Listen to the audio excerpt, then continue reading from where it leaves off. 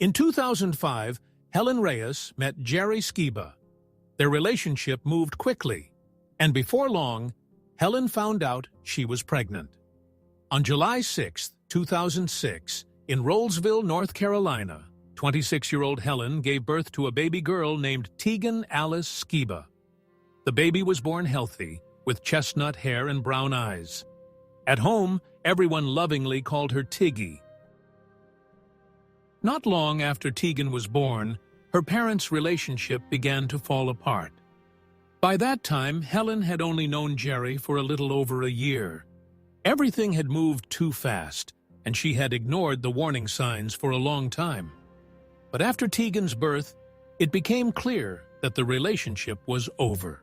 Almost immediately after leaving the hospital, Jerry began showing aggression toward Helen, and she decided to end things. After the breakup, he showed little interest in being part of his daughter's life.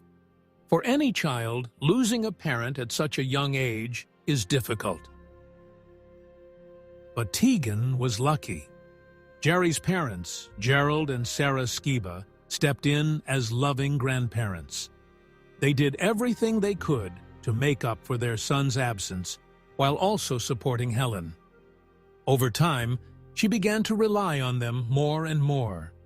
They helped care for Tegan and happily spent time with their granddaughter.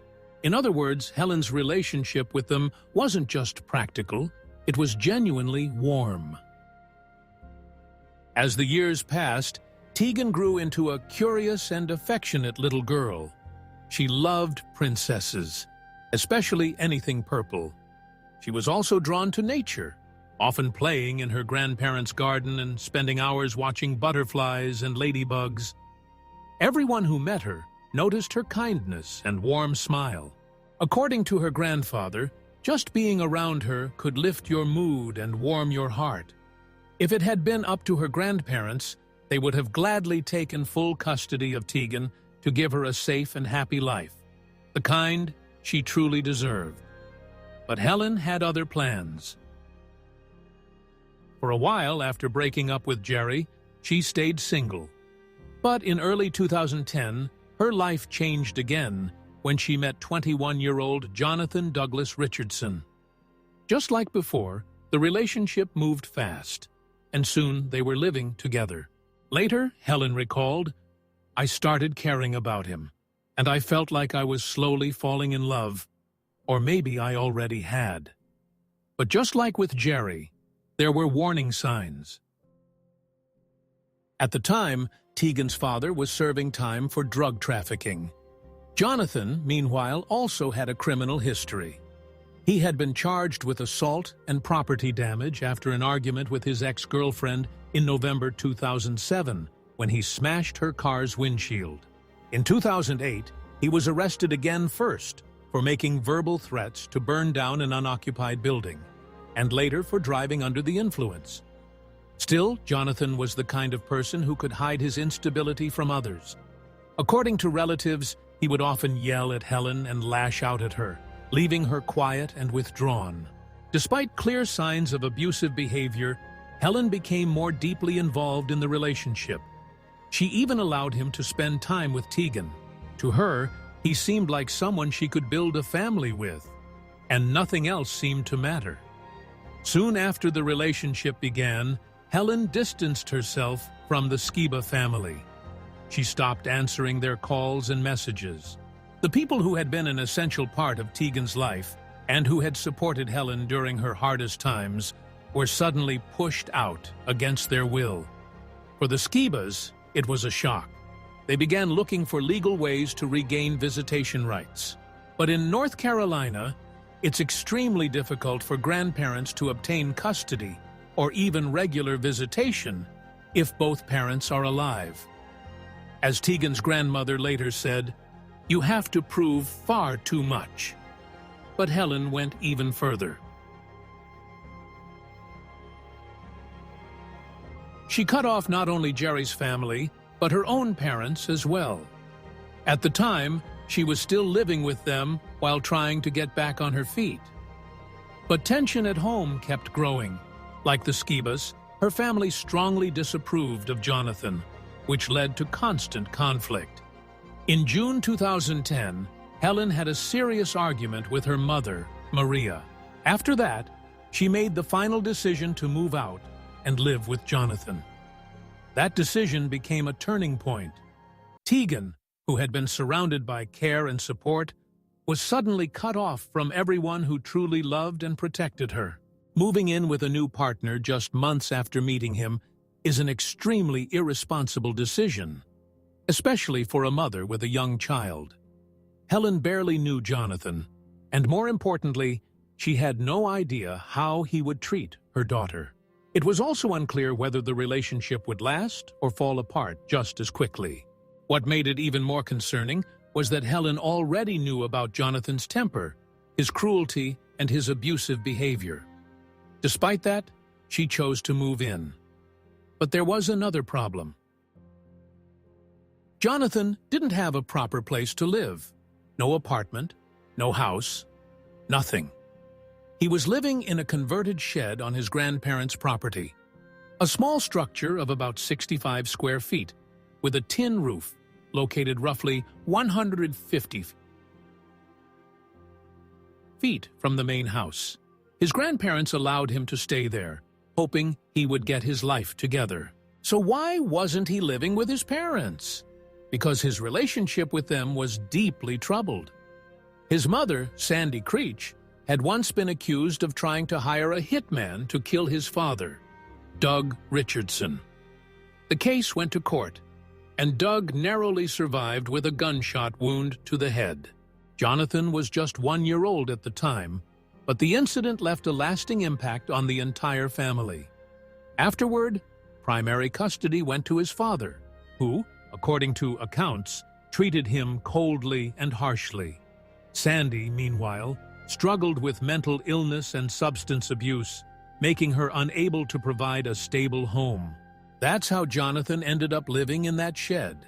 It was his only place to stay.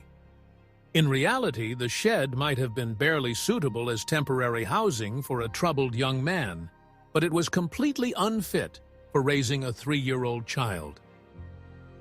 It had a burgundy door and 4 windows, 2 in the front and 2 in the back. There was electricity inside, but no running water and no bathroom.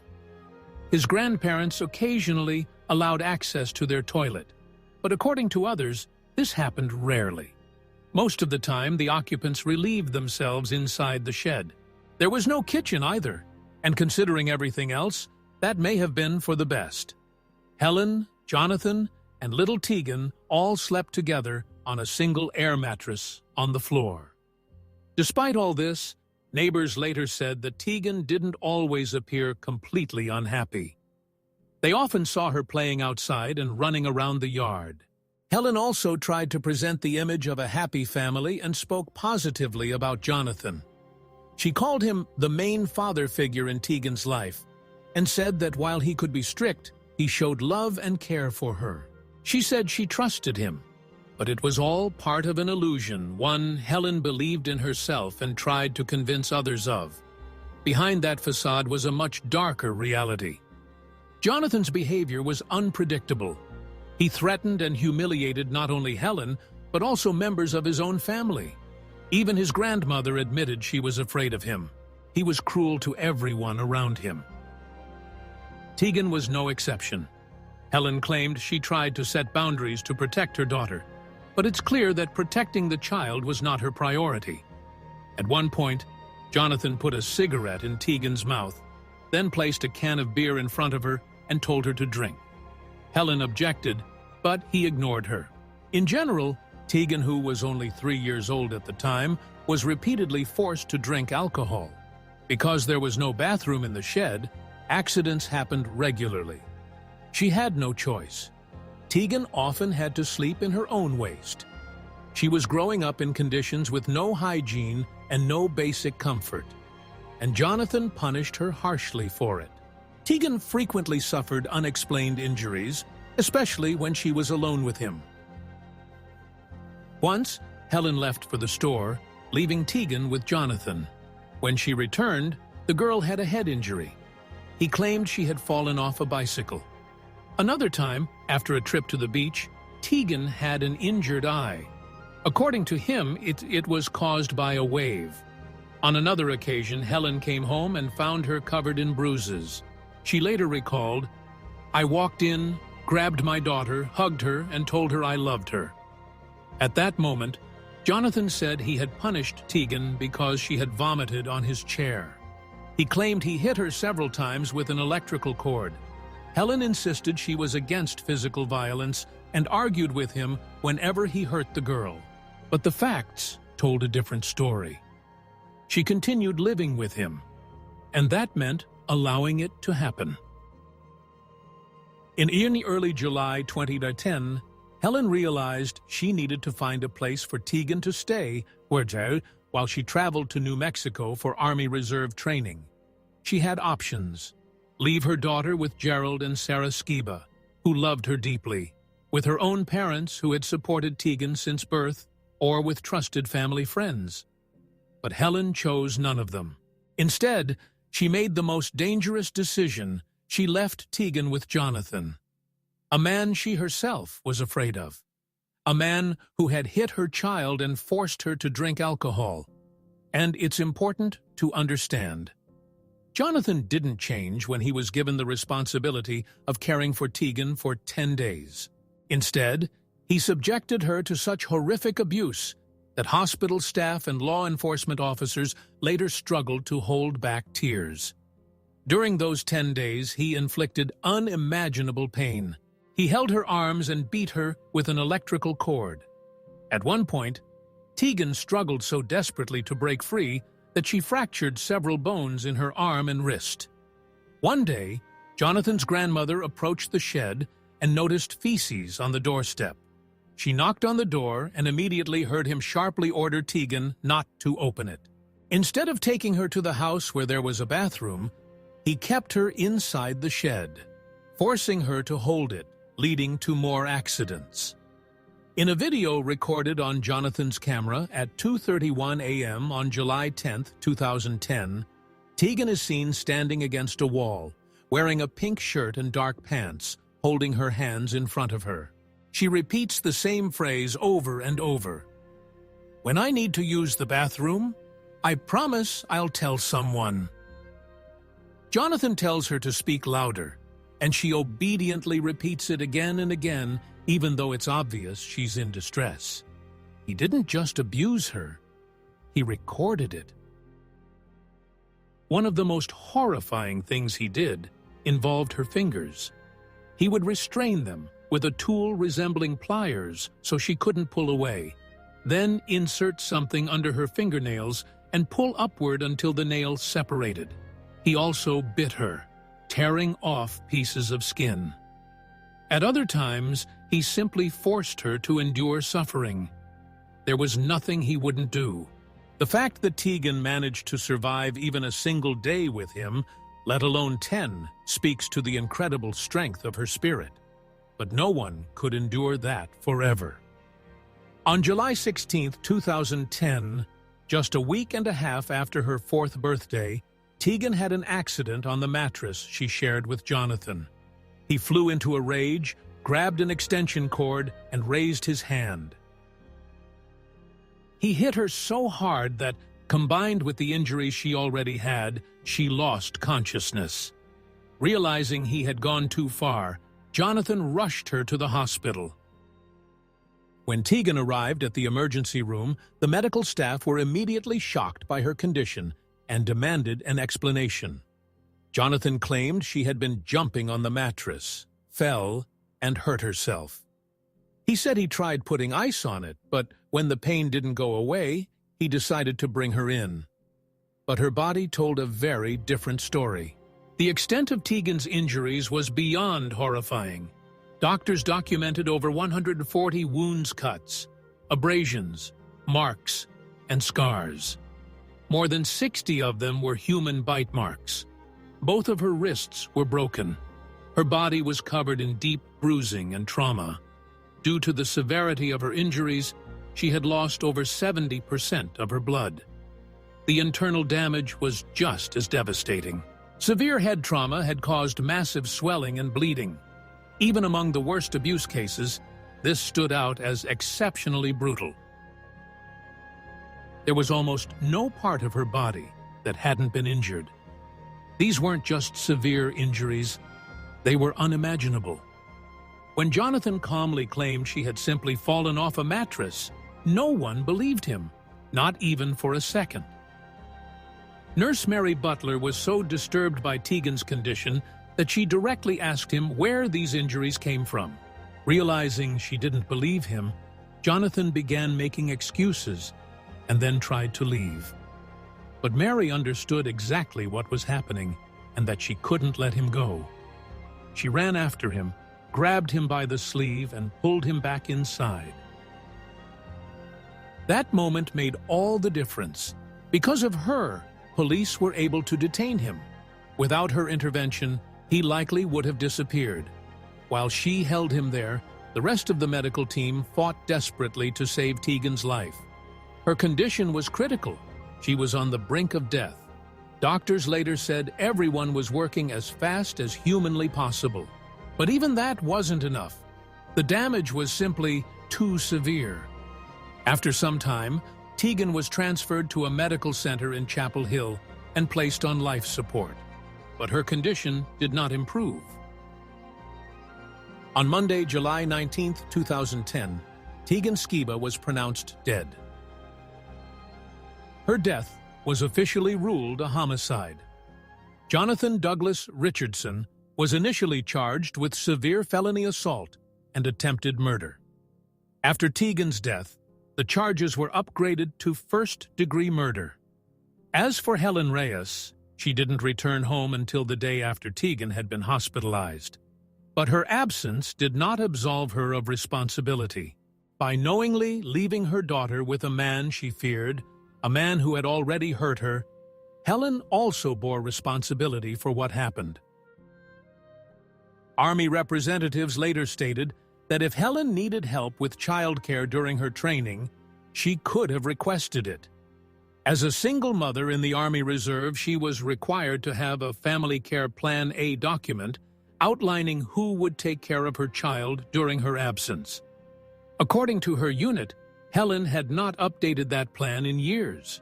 The military provides structured support programs for service members with families, including mandatory care plans for single parents, expecting mothers, married couples, and those caring for dependents. When officials reviewed her records more closely, they found that Helen had previously submitted a family care plan, but it listed her mother, Maria Reyes, as Tegan's caregiver, not Jonathan.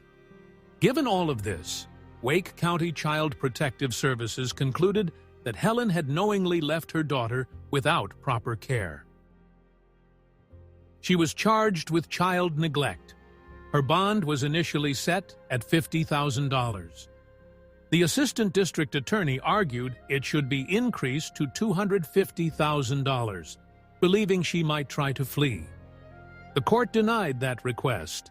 Helen posted bail and remained free while awaiting further proceedings, though she was strictly prohibited from leaving North Carolina. Jonathan's trial was later described as one of the most emotionally devastating in the state's history. Jurors, court staff, and even experienced investigators struggled to hold back tears. The judge had to call frequent breaks because witnesses were unable to continue testifying. Even people accustomed to cases like this said that what Tegan endured was beyond comprehension. Nothing could have prepared anyone in that courtroom for what they were about to hear. At one point, a prosecutor asked a particularly difficult question and had to stop mid-sentence. She couldn't continue through the tears. When the jury was temporarily dismissed, a witness admitted it was the most horrific thing he had ever encountered in his entire career. And the hardest part was knowing that all of it had happened to Tegan. But there was one person in that courtroom who showed no emotion at all: Jonathan Douglas Richardson. Even while being tried for the torture and murder of Tegan, he remained completely indifferent. No guilt, no shame, no remorse. Some witnesses even noted that He would occasionally smile, as if none of this had anything to do with him. On April 4, 2014, 25-year-old Jonathan Richardson was found guilty of first-degree murder, first-degree kidnapping, and felony child abuse resulting in serious bodily injury. The jury deliberated for just 1 hour. He was sentenced to death. The official wording of the verdict stated that the jury unanimously found him guilty of first-degree murder on the basis of torture. When the sentence was read, Richardson showed no reaction. But behind him, his mother and grandmother were crying. It's worth remembering that these crimes took place just about 150 feet from his grandmother's house, the same place where she had allowed him to live with Tegan and her mother. After the hearing, Jonathan was led out of the courtroom in handcuffs and taken back to prison. His mother, Sandy, was present in court. She understood that she might never be able to touch her son again. She said, "I understand the anger and the pain because I feel it too after what happened to Tegan. But Jonathan is still my son, and I love him. Right now, he needs me more than ever. I can't believe that the Jonathan I know was capable of something like this. But I have to forgive him, not for him, but for myself. I hope society can do the same. We all have wounds to heal, and that will take time and faith in God." Sandy also addressed Tegan's family. "Words can't express how sorry I am that this happened. My heart goes out to them and the pain they've endured. I can't even imagine what they're going through. I'm so sorry. I truly didn't know Tegan was there. If I had known, I would have done something. I hope they can find healing because I understand how unbearable their pain must be." As for Helen Reyes, it took another 5 years before she was finally held accountable. While Jonathan was the direct perpetrator, it was Helen's decisions that created the conditions for this to happen. On March 6, 2019, she was found guilty of child neglect and sentenced to the minimum term 18 months in prison.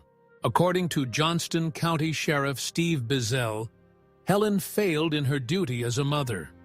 She had witnessed Richardson's violence and still chose to stay. "So yes," he said, "she was responsible." Tegan's case deeply shook Johnston County. Jurors had to be brought in from neighboring Harnett County to avoid bias. Even then, at least one juror was approached by a local resident who tried to influence the case, telling him, "I hope you understand. He deserves to die."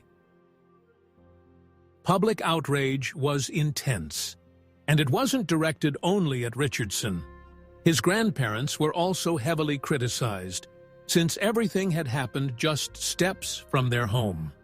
At one point, Mrs. Creech noticed a bruise under Tegan's eye, but accepted Helen's explanation that she had simply fallen. Sometimes she tried to tell Jonathan that the shed wasn't a suitable place for a child, but he responded with anger and aggression, and eventually she stopped bringing it up. She even considered calling Child Protective Services, but decided against it. She was afraid Helen might lose custody, but if she hadn't ignored the warning signs, maybe Tegan could have been removed in time, possibly placed with her paternal grandparents, Gerald and Sarah Skiba, who had loved and cared for her since birth. Many people in the community believed the Richardson family shared responsibility. Others felt the criticism went too far. Pastor Dennis Pollock defended them, saying, "I hear people saying they must have known what was happening in their own backyard. I understand that. But I've also seen families where terrible things were happening in the next room, and the parents had no idea. I believe that if they had known she was suffering, they would have stepped in." Whether that defense is fair is difficult to say. Maybe they didn't know everything. But Mrs. Creech herself admitted she had seen bruises and heard Jonathan yelling. And the shed where the abuse took place was just a short distance from the house. It's hard to believe that over the course of 10 days, no one heard anything. Is it possible? Maybe, but it's also likely that at some point, something could have been heard. What makes this case even more tragic is that it happened during an especially dark time for Johnston County. Within a short period, 3 other violent tragedies occurred.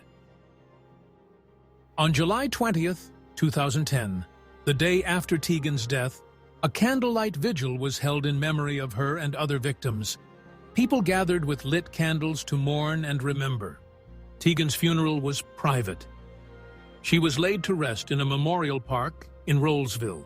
In an online memorial, her paternal grandparents, Gerald and Sarah Skiba, left a message. "When you left us, it felt like half of my heart left with you. Every day has been painful. The pool isn't the same without you. I remember how you used to swing on the swing with your name on it. Every Saturday morning, you'd say, 'The sun is shining. It's going to be a sunny day,' and ask Grandma to make you oatmeal with maple syrup before going outside to play by the pool. You loved playing with your little pink car your dad bought you. You had already outgrown it, but you still played with it anyway. Then you'd play with soccer balls. You loved finger painting and playing with colorful clay. We had so much fun together. Grandma and I always looked forward to your visits. You made us so happy. We miss you, Tegan."